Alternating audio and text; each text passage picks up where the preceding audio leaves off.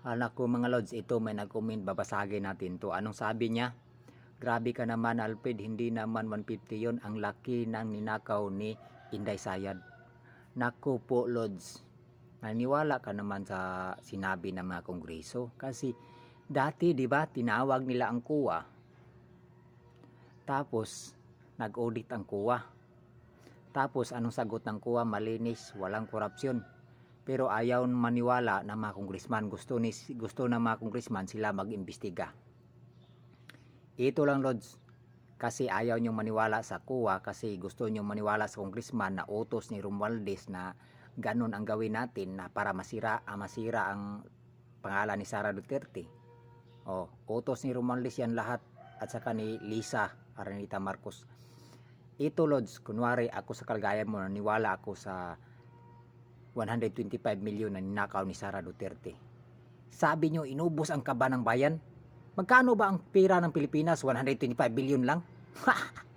Nakakatawa kayo. Patanggal si Sara Duterte kasi inubos ang kaba ng bayan. Inubos, si winaldas ang pera ng taong bayan. Magkano ba ang pera ng Pilipinas? 125 million lang?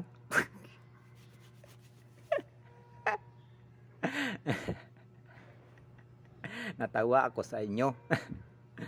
Ito, kunwari ako sa kalagayan mo, naniwala ako na ninakaw ni Sara Duterte yung 125 million. Ano ang malaki? 125 million or 1.2 billion? Ano ang malaki? Billion or million? Kay Sara, ang confidential pa ni Sara 125 million. Kay BBM 2.2 billion. Hindi ka nakuhan dyan. Pero ang Office of the President nag-audit na ang kuwa.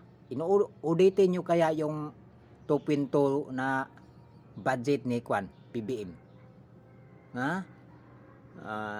Yun. 2.2 billion walang nagawa. Buti pa si Sara Duterte. Namimigay ang Office of the Vice President.